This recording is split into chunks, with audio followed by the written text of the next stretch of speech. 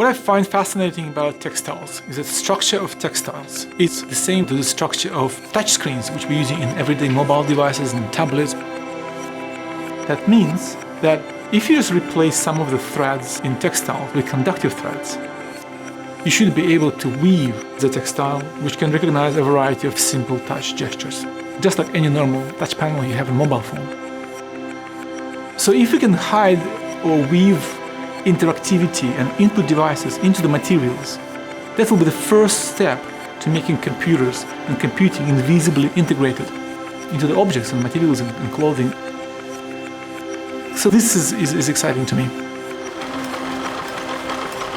The challenge of creating Jacquard yarn was to create yarn that is highly conductive and at the same time scalable, which means it could be used on industrial weaving machines everywhere in the world. For textile designers or fashion designers or furniture designers, it is interesting because it's something you're very familiar with. It's just textile. We made the yarn very thin and feels so natural, so it looks like just normal yarn. The only thing that's different is it's conductive. We're trying to shrink down all the components down to the size of a button, and ultimately this will be something that's so small we can embed into the manufacturing process. So the users won't even see it or feel it inside the garment. The idea that Jacquard is an interface that is blended into the clothing that we wear, that has an implication in the way that you would use services, products, applications, and anything that we do through our devices.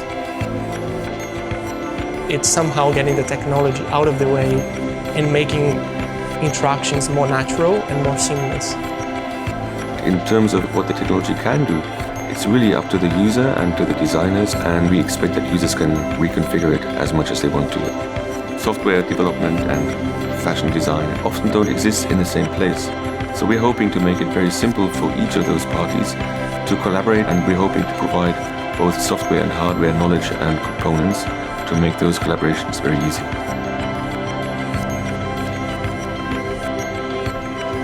We like to think that we have these iconic products that haven't changed much, but the world is changing. So I think Jacquard presents a great opportunity for a brand, for design, to open a door to the future. Thanks everyone for joining us. I'm here with Ivan Poupyrev, Technical Project Lead at Google ATAP, and Paul Dillinger, VP of Innovation at Levi's. I'm Tiffany Lambert, a design curator and writer. As we witnessed in the video that just played, this project is an exploration of relationships between digital technologies and analog objects. And I wanted to start by asking about the partnership between Google and Levi's. Two companies that kind of on the face of it may seem like unlikely collaborators.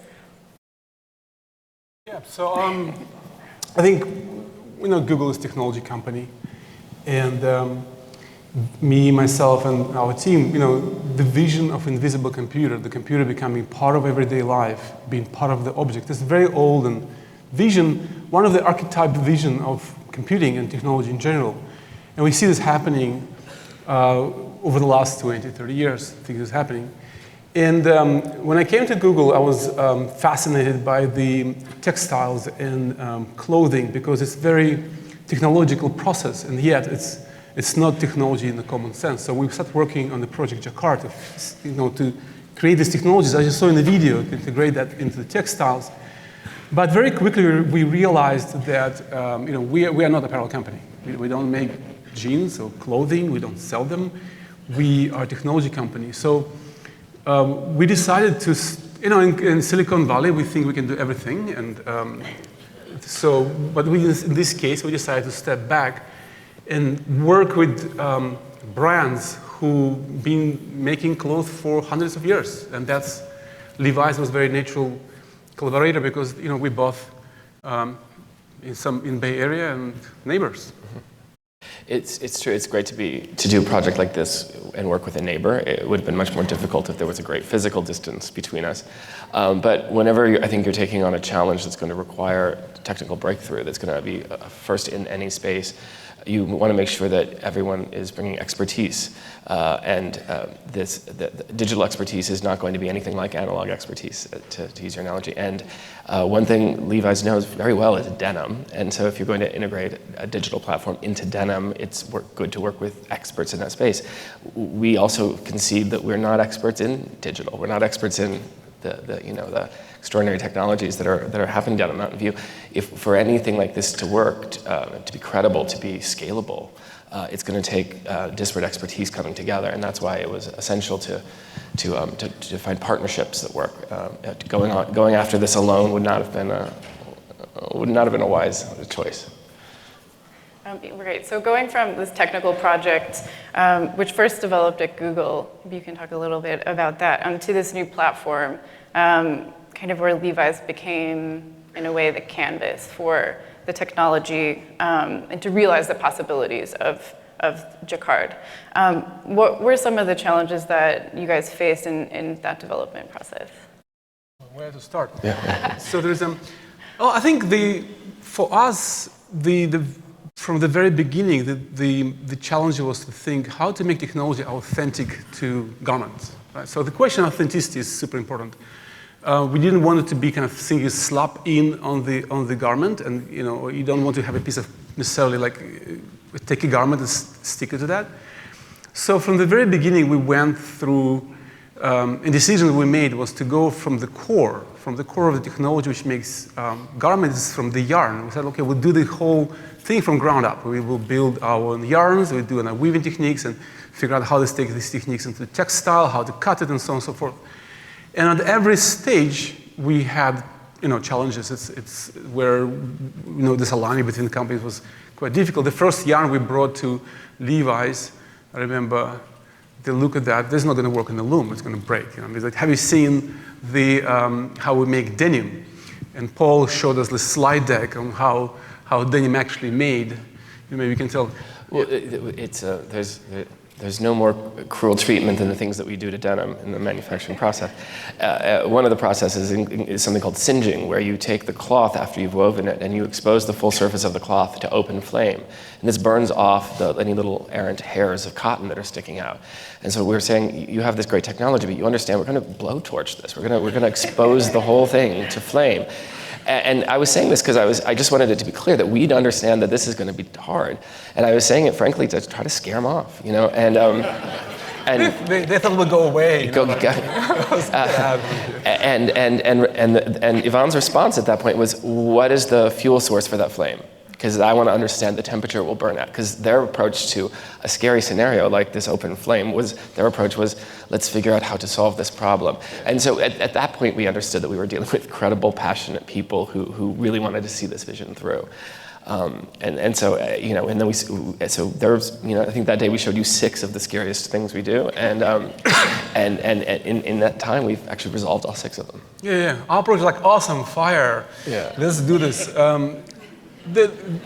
So there is and then I think the challenges happen. So because it's collaboration, because we try to, the fundamental idea of making this product and technology was not try to replicate it and build our own factory to make denim. I mean, the whole idea there is to empower apparel industry so they can integrate technology into their garments. So, the vision behind it, even going further, is kind of to making the entire world interactive. All the garments has to have this.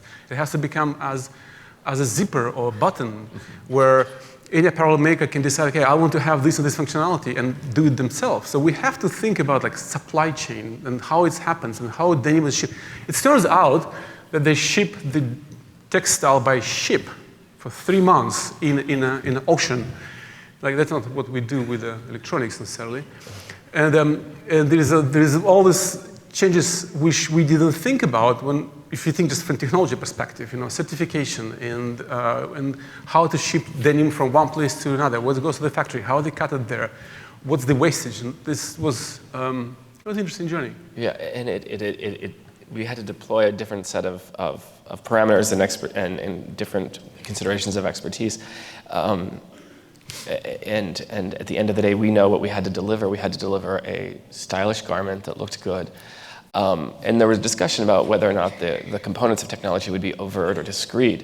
But one thing that was never up for discussion is the fact that it had to be launderable, right? That you had to be able to take this piece of advanced technology, and when it got dirty, because it's clothes, be able to drop it into a washing machine. And so everything was sort of working up to eventually taking on those challenges, proceeding with all the technical advancements as they were being made, but always mindful of, at the end of the day, we're going to wash that, right? And that became sort of an ultimate filter for everything that we did, knowing that we're going to have to resolve to washing this. And I think because that sort of expresses the ultimate conflict or ultimate tension between these, because there aren't very many smartphones that you would necessarily want to there's no protection case for your jacket, right? So you don't drop it on the floor by accident. Yes, I think this is kind of what's driving the thought, is that at the end of the day, this is a jacket. This is a garment we're making. We're not making a piece of technology. We're not making a piece of electronics. It has to be a garment, and the core use case is that you wear it.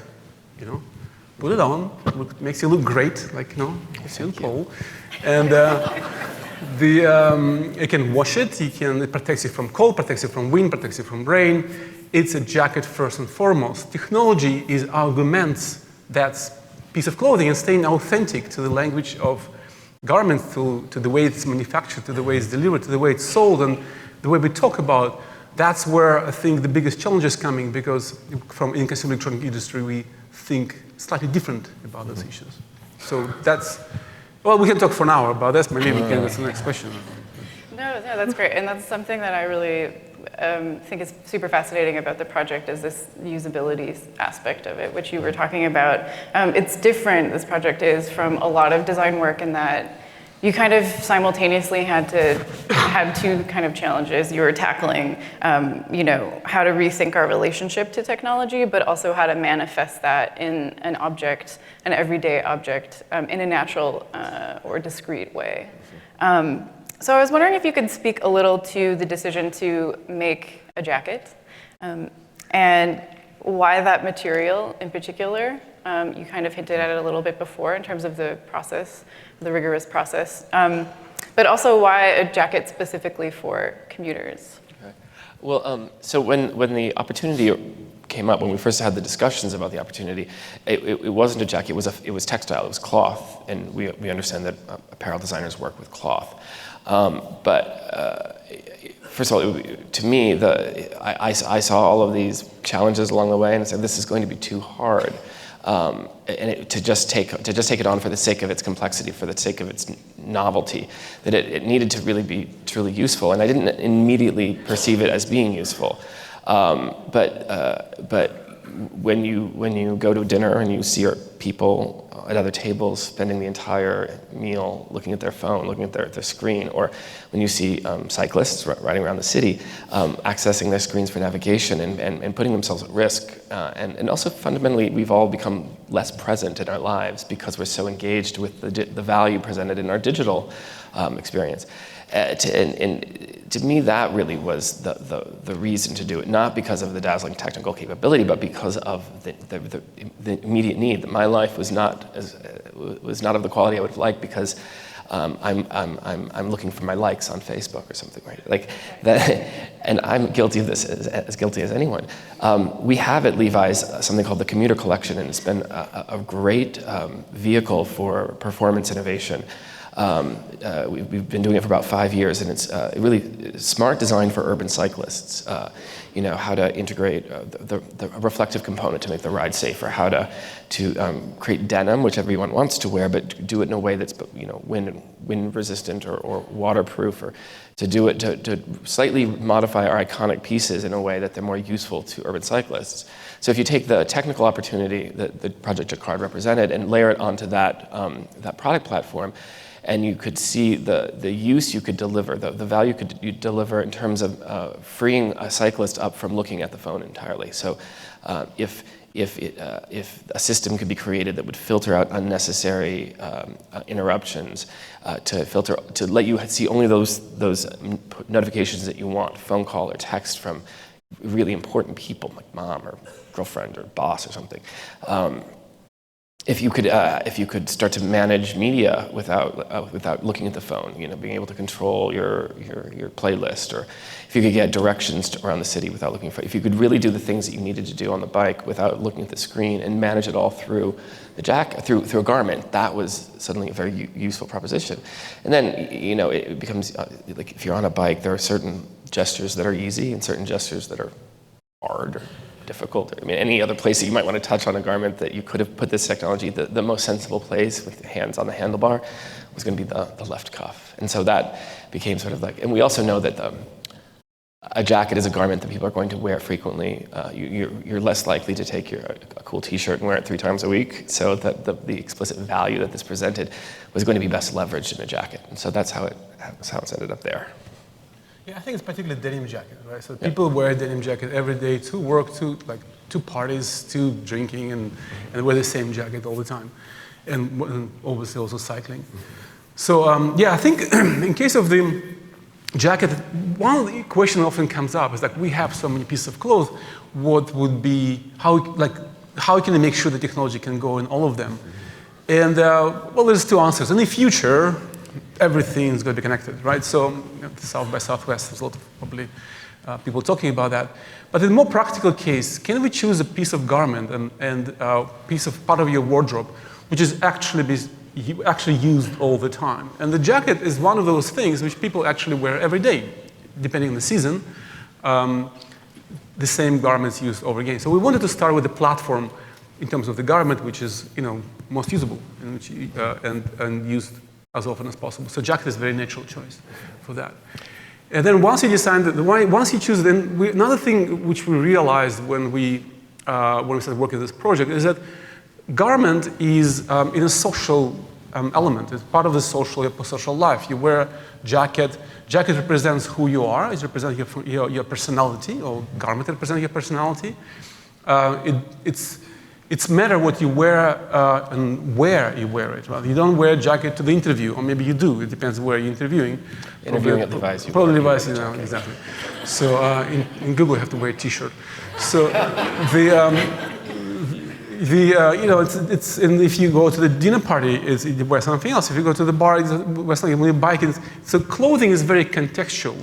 And the application, the use cases of technology within the garment are defined by the context where you're using this clothing. So it's a very nice connection. Once you choose the type of the garment you want to use and make it connected and smarter, that's where immediately define all the use cases and interaction and create these constraints which drives the development. And I mean, to be honest, the back of my sock drawer is richly populated with wearables past, right? Things that I've tried and haven't really stuck. And there are lots of imposed half cufflinks or half handcuffs rather that make it into the back of the sock drawer. We're celebrating the 50th anniversary of this garment here, and it has. I mean, one could argue that's likely the most successful piece of outerwear in human history. I mean, it's been a staple of people's wardrobes for 50 years, and people still love it. So, in addition to this great new digital platform, it's also just a great jacket, and I think that. The staying power of the Levi's trucker jacket made it like the right vehicle for this sort of experimentation. Great. I wanted to ask, get into a little bit of the design considerations beyond the placement of the cuff, because the technology could really have gone anywhere. So I wanted to talk a little bit about that. But I wondered if you guys wanted to play that video, if this was a good time for that. Oh, of showing what the jacket is and what it does? Yeah, that'd be a great time. Awesome.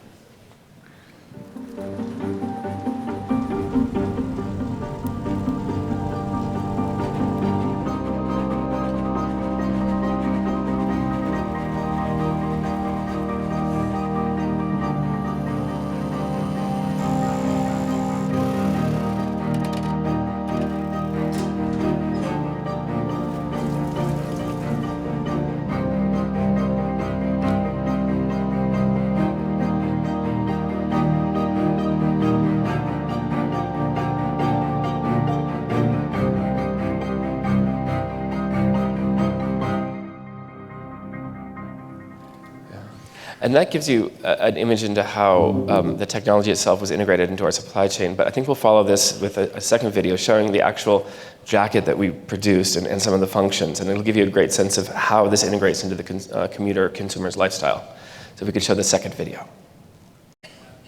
And maybe while we do that, you can just speak to that a little bit, how the actual manufacturing processes were embedded into the existing supply chain, which I think is really interesting.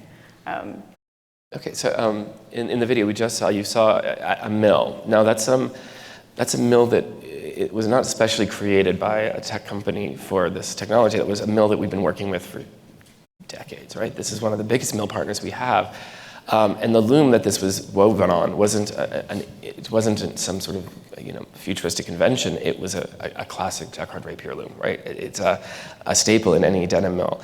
The factory where you saw this being produced was not a special advanced technology factory. This is the same factory that was making our Levi's Commuter product before any of this disruptive new technology sort of showed up. And it was wonderful about working with Google is that they accepted those parameters, the fact that this is a highly decentralized industry with no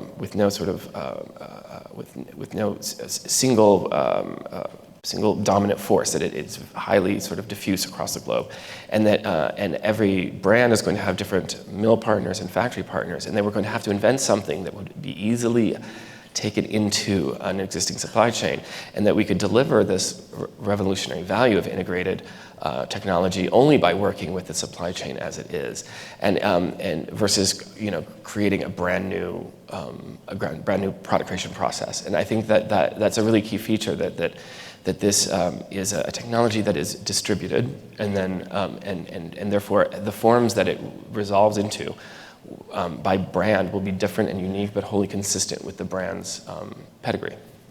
And with that, I think we should take a look. Video. Do we have the second video?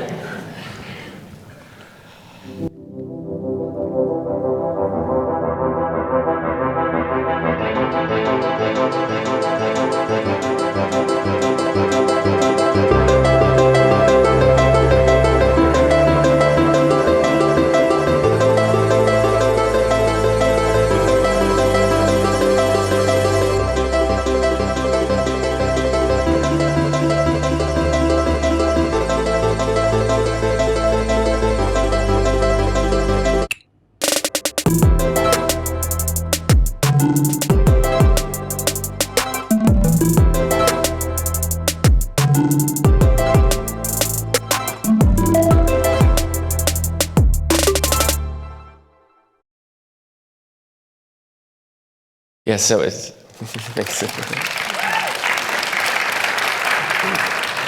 yes. So it is now possible to dismiss a call from your boss with just a gesture across the denim of your wrist. It's remarkable what we've done. That's the core use case. Yes. So, and actually, you can actually try this jacket. This is not the computer graphics. Actually, you can go to Levi's Outpost, and we actually showing the working jackets, and you can wear it and try it in the mirror, and dismiss a phone call from your boss. Yeah, that's exciting. I mean, we've been working on this for a couple of years now, and we announced last year that it was come in the form of a Levi's Commuter trucker jacket, but we've been kind of a little vague about things ever since.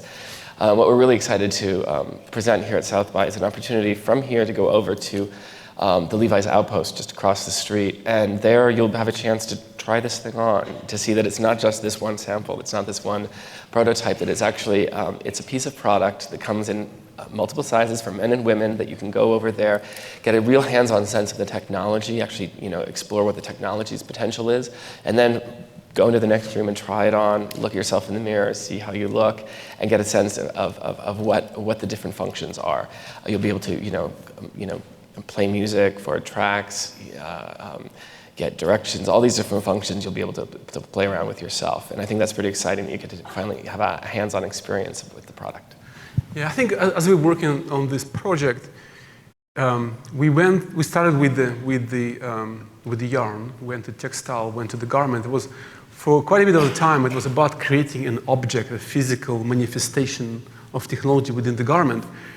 But over the last year, it's naturally went into the customers, to the users, like what you're going to do with this, right? It actually went further to the software platform. And the core idea of, the core concept of Jacquard technology is that the physical object is done, but then you can grow use cases through evolution of the programmable interface element, which you can attach to the garment. So it's not one-off use case. You don't decide what your garment does. You can actually, as a customer, choose what it does for you, and you can reconfigure it, and you can add more. And that's, I think, what's kind of exciting, because we see this technology grow and evolve as the software is evolved without changing physical representation. So that's sort of a vision behind it, and you can try some of the elements which we show at the Levi's Outpost. Yeah. One of the things that strikes me about it is that sort of user-centered quality and the human considerations in the project. You know, you've kind of, like, screens are really good for a lot of different things in taking on different kinds of information. But here, you've done this really interesting new thing where you kind of remove the screen, but you still have that technological capability. You still reap all the benefits from that. So I was wondering if you could, if I could push you a little further to talk about how this is different from wearables. Well, it's different in that other devices in the wearable space have been good at measuring, or biometric feedback perhaps, or good at alerting you, simply a push notification to say something has happened. But there aren't others, I don't think, that have been able to really integrate those, knowing and measuring with alerting, and then incorporating actual opportunity for feedback and for a rich set of interactions. Not nearly as robust as the surface of your phone, but also nothing superfluous either. That everything that's there, that's doable, is really essential. And the essentialism is the thing that really struck me, that by reducing just to those very things that you absolutely need, we've actually created a real need for this garment, that this isn't a frivolous dalliance into the wearable technology space, that this is actually extremely purposeful, essential. For me, if I think about riding a bike in the city, to have access to these really crucial digital capabilities without breaking my eyes on the road, bike riding scenario, that seems like a really good reason to get into the space. I also have to accept that this is probably the last moment that I, as a fashion designer, am going to get to control what this thing is doing. That really this. We may have structured it for service to the urban cyclist, but this may just become a great way of listening to music without looking at your phone. This may become a perfect concert goer's jacket, and we're going to get real-time feedback from the consumer about have we structured the right use cases, or is there something else that would be better or more useful? If they over-distort to one particular set of features, that gives me a very strong cue that we may need to redesign the garment to accommodate those features, and that there are things that I would do differently if this jacket was meant for music festivals and concerts and clubs than it is as a jacket for an urban cyclist. So we're going to be starting a truer dialogue with the consumer. And also there's this opportunity to reconfigure and bring in new abilities and jettison old abilities, and to maintain a current fresh quality about the function of the jacket that far exceeds the normal fashion designer's capabilities in terms of modifying and accommodating user feedback. So it's going to become a really rich dialogue between not just the technology and the apparel side of it, but also the actual consumer side. And we're going to get that real-time feedback that gives us a smart early cue about what to do next. Yeah, I think there's, the core vision behind this product and project is that, again, most and foremost, this is a garment, right? So a lot of design decisions went to preserve this authenticity of the experience wearing the garment. So if you look, for example, the jacket, and as an engineer, when we did the first touch screen kind of on the jacket, I wanted to put a display, and naturally, the bigger the better. And Paul said, like, no. Our customers and people who buy our garments don't like things flashing. There's no blinks on the back of the jacket, like left and right. We don't do that, right? So our customers are cool, urban people, and having blinker on your jacket is not cool. So, so we had this little bit of like negotiation, and we said like, okay, we'll just have a little bit of like very subtle LED, which is going to be look like a button. And then we also added so the touch area on the jacket here is barely visible, and that was actually very careful design decisions which we made going there. So in research world, people have been doing like touch interaction on the tables and on the walls, and there's a lot of art installations where you have touch interactions everywhere. But I believe this is the first product. Commercial product which actually takes touch interaction off the screen and places on an everyday object, right? So there's a vision of taking gesture languages and interaction ways from the touch screen and from the phone and applying them to the everyday objects. This is, we talked about it for a long time, but this is the first time we actually done it. And as we're doing this, we had to learn a whole new way to do this stuff. So our original design for this interactive area was to make it very visible. So we had white lines, perfect, you can see it, it's in your face. It was a grid. Fantastic. It was a well-engineered grid. It was a grid, like engineers likes the grid, right? I mean, everything's a grid, you can see it there, no ambiguity. And again, Paul said like, no, this is not gonna work. So we went back and we looked at what would be the kind of authentic way to represent technology in the garment in a way so it doesn't scream technology. So maybe you can talk a little bit about it. The idea that it be, as much as possible, invisible, and where visible, necessarily visible, that it be part of the language of apparel. So rather than taking the conductive yarn and letting it be erased in apparent gridded format, to actually deploy a weaving mistake, something called the missed pick, where the weft yarns actually, there's a mistake in weaving and they drop out for 2 courses, one's back. And then you have this sort of apparent absence of yarn. It's in that absence of yarn that we took and put this special conductive yarn. And so you see a repeated series of very subtle mistakes in a very specific space here. It's visible to me, I can see it. No one else can really see it. But that area right there is the interactive touch capabilities of the surface of your phone. It was important for me that where the technology did engage, that the active engagement was a snap, that you simply snap it on, and that there be all the behaviors of engagement be consistent with the behavioral vernacular of apparel, that buttoning or snapping, that the weaving be a part of the denim vocabulary and not an imposed feature of a technology vocabulary. And in that way, we tried to create something that was sensitive to the medium and intuitive to engage with.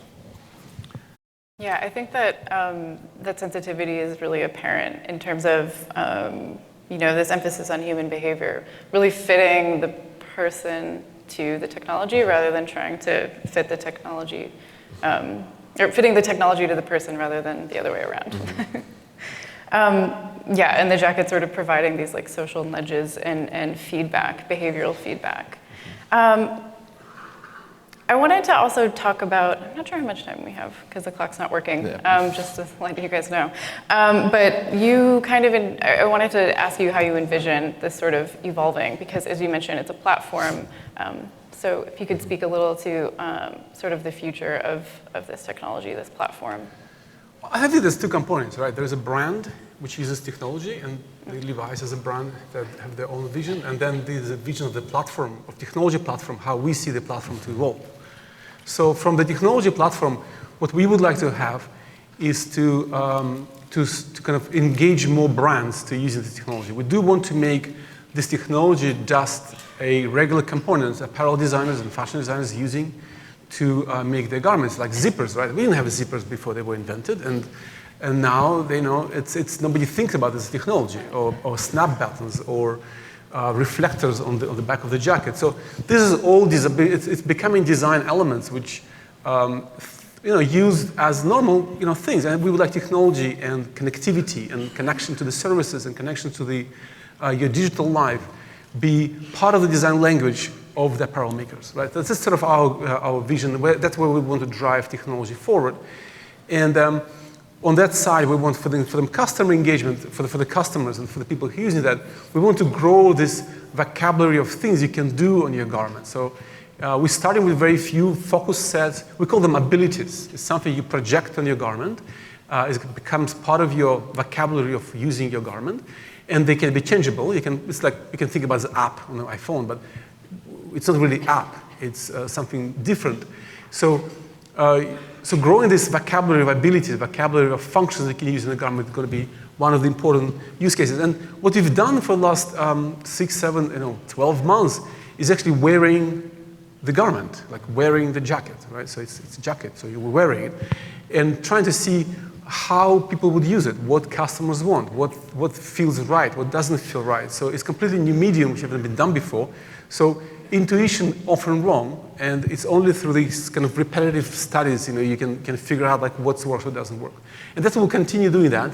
And changing the quality of the garment also will change the language, right? So right now it's Commuter jacket, it's a jacket you wear, it's Levi's, it's very specific. What would happen when it's evening dress? What happens when it's a athletic? What happens if it's a work jacket? What happens with a t-shirt? And so on and so forth. So the type of apparel will change the language. So finding this balance between flexibility for different apparels and different brands, but also preserving the authenticity of the garments and growing the platform. This is sort of tension we have to resolve going forward in order to really make connected apparel something everybody wears every day. As far as what's next for us, I'm excited about this jacket and as it comes to market. I'm excited for people to be able to buy it this fall. I'm excited that people are going to be able to pay about $350 for this. This is out of the gate brand new technology that's really at a price point that's in line with the rest of the assortment. I think that's a really exciting immediate next step.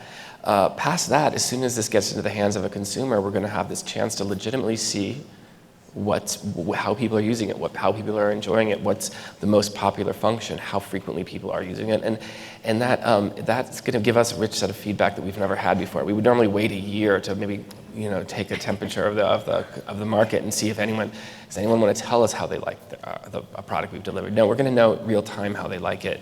And that'll give us the cue to the next and the next and the next.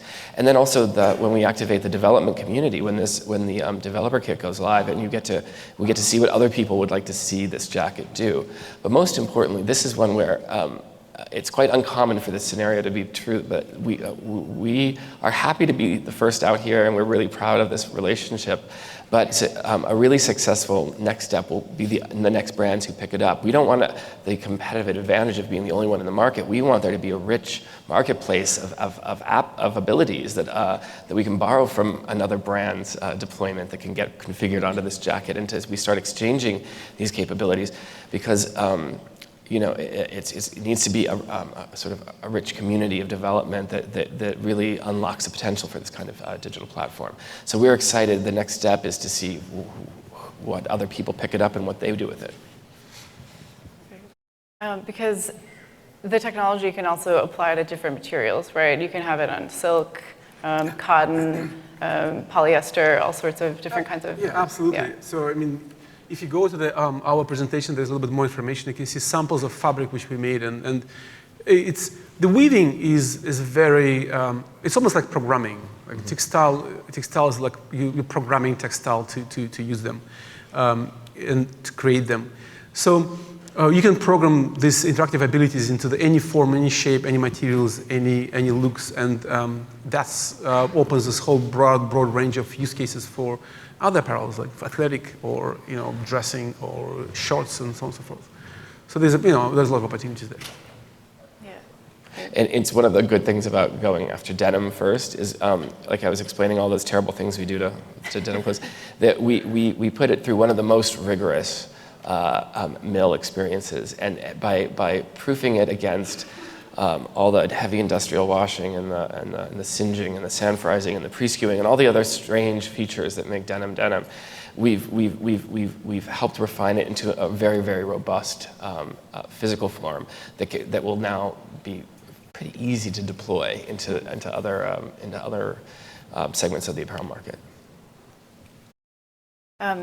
Yeah, it's incredible to imagine how you can have the technology sort of be less imposing, but still, yeah, reap all those benefits. So it's like these ordinary objects, having this technology mapped onto the world around us to make them sort of these extraordinary capabilities. Yeah, and I think what I like is, the imposition of the smartphone, because it can do everything, it has become this fundamentally essential device for all of us. But in a scenario where nothing has to do everything and everything can do something, right? You suddenly have this potential freedom from that object. You're no longer tethered to that. My life doesn't end if I can't find my phone because the functions are more broadly, evenly, and democratically distributed to my sofa, to the throw pillow, to my favorite stuffed animal, to my mattress, to my, anywhere where textiles exist in our lives, there can be this potential for the deployment of this technology, and then there are other technologies that can go into your silverware, that can go into the steering wheel of your car, anything. So I think it's this idea that we can start more fairly distributing responsibility for digital engagement to all the objects in our lives so that we're no longer tethered to that one. Great. I think we will, with that, move into the Q&A session. Okay. Sounds good. So I'm just going to go ahead and read this one. So loved it at first sight during I/O 2016. Release date, early beta tester program. God, I need to have one. The first commercial featured bike riders, and I am one. Okay.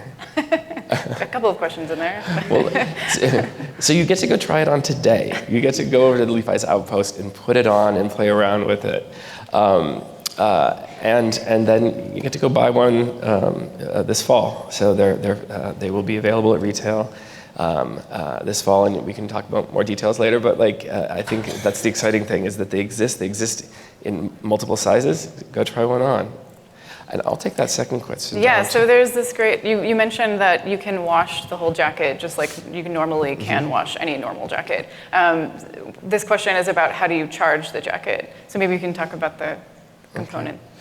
Okay, we were really reluctant around the scenario to take on a scenario of plugging your jacket in. Right, that didn't feel like a good idea. Right. It's an unnatural gesture, but this activating smart tag, which is the feature where the light is housed, it has a USB plug at one end, and you simply insert that. This object actually implies inserting USB, and then the rest of the object without this is fully washable. Will there come a day when my watch will tell me if my fly is down? The answer is no. That's what your friends are for. So I just wanted to say. There are some things that cannot be replaced, and that's a good friend. I just want to grab that. That is true. No matter how friendly your jacket. How are notifications delivered? Is there a voice component or an ear device? Right, so I think notifications delivered through the LED over there. Some of the notifications can be delivered there, so you can filter and you can decide what it shows, what it doesn't show. And we're also using a audio output from the phone for now, for the Bluetooth or through directly. Or the jacket actually has an internal pocket here where you can put a phone and you can actually hear what it's played for. And again, I really encourage you to come to the Outpost and take a look, and you can play with it and see how it works.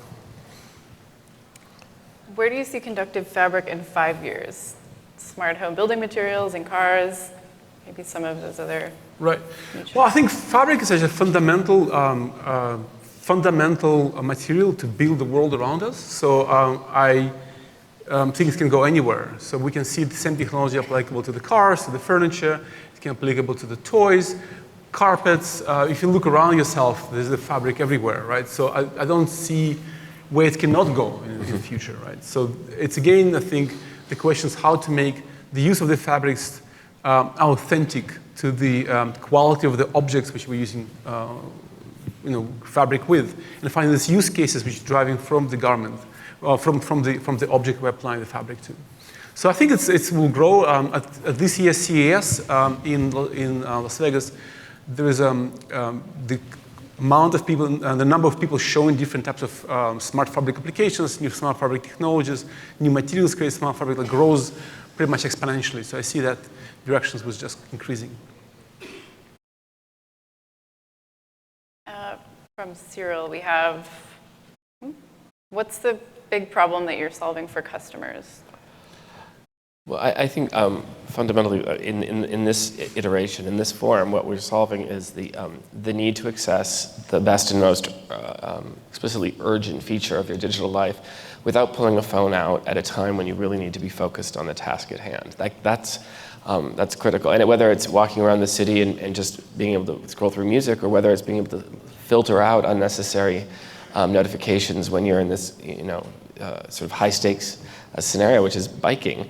We get to a point where this is about alertness, and awareness becomes a safety consideration. And I think if we can promote a greater sense of awareness on the ride, we've really delivered something valuable. This is about protecting your sanity and also your body.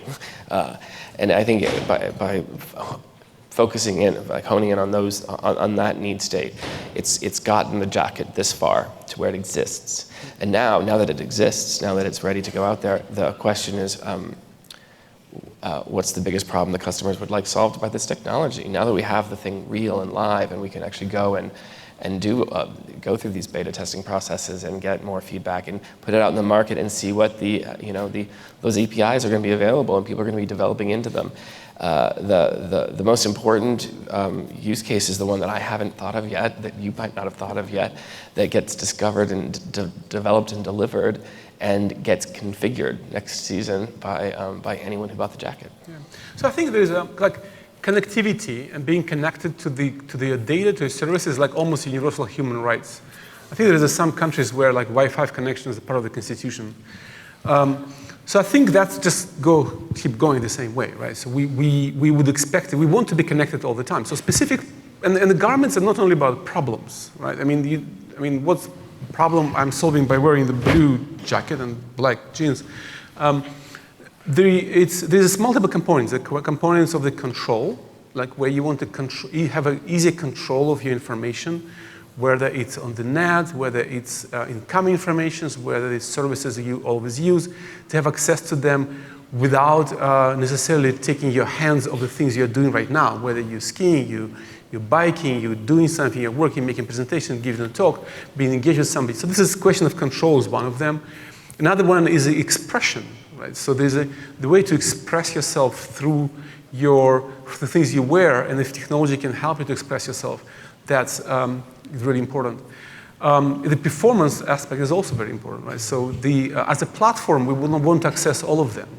The performance aspect, you're playing golf, playing tennis, you maybe working environment, you want to track how, if you're injuring yourself. So these are kind of like core use cases we're looking at when we think about connected apparel in general. In case of the apparel, which is this jacket for the cyclist, it's a very specific use case for people to be able to access the most important information while they're on the road. While they're cycling, while they're going somewhere, they can know and access the most important stuff as they go. Right? So this is a very specific, very narrow use case for specific garment. And I would add to what Ivan said when he says that connectivity may be a basic human right, and I think for me, this idea of eye contact being a basic human need is the two complement each other in this case. Why don't we take another question? How long did the testing process take? I didn't quite get into that. And what we talked about the challenges a bit, but maybe if you could talk a little bit more about that, the testing processes that you went through. So I think there's multiple testing processes. One of the most, at the beginning, the reliability, basic reliability of the technology, basic reliability of things you do was a huge problem. Like dust protection, washing, of course, was a huge thing. Moisture. People don't treat their garments with care like with mobile phone. People like ripping it off, throwing the floor, walking around. They sort of, particularly with denim jacket, was supposed to be really robust. And so that's reliability and making sure that the technology is reliable was a huge part of that stuff. Second testing that is happening right now and was been doing for the last 6 months is the kind of UX and customer satisfaction, kind of customer, does it do what people want? What's the best things you want to do? If we have like list of like 60 to 100 things the government can do, but if you have 60 things which can do, I mean, maybe you need to focus on few, which is the most important. So finding that these use cases, very simple use cases, but which give value to this garment, is taking the longest and requires repeated tests, like alpha test, beta test, people trying, writing feedback, and so on and so forth. And this is something which people don't do in apparel industry, apparently. You just make a garment and... Oh yeah, we get it right the first time, every time. New collection every 6 months, yeah. No, I think that we embrace change to a degree, and we're reconfiguring a set of known components. And this is a wholly unknown component. So this level of testing, really deep testing and constant refinement it's a very new process, and there are some ways in which the collaboration has been a big learning curve for both of us, but there's a real diligence around the process of vetting the technology that gives us confidence that we can go out there with a product that we know is going to work. And that's important for us. Yeah. When will seamless system of sensors and the invisibility actually happen in mass? That's a great question. When will this seamless system of the Internet of Things, right, and sensors and this invisibility actually happen in mass? I think it will happen when it can be manufactured by people who are making these objects. So what we're trying to build with Levi is we're trying to build a supply chain and manufacturing processes which allow people who actually make those mass things smart and connected. I don't think there is one company which can go and manufacture everything. No matter how great we are, we think with Google, I don't think we can make every chair, every jacket, every pair of socks, every cloth. It's just too big, right? So what we can do is to create a platform which would allow people who make those things to manufacture that at mass. I think that's a process which just as we went through Levi's, takes a lot of learning from both sides, like how to align them together. So it's very difficult to put a time scale on that, when it's going to happen. But on the other hand, I think it's undeniable that it's happening, right? So we see that curve, and it's inevitable, like a lot of things are inevitable. Yeah, I mean, so the jacket is two things. It is both a great piece of Levi's product that is currently in production, preparing to deliver for the fall. It is currently being mass produced, but it's not everywhere completely right now. So it is, the second thing that this is an example that it can be done, and an invitation to other companies interested in this kind of product to please see that it can be done and join us. And so I think it will take some convincing to get buy-in and other people along for this journey.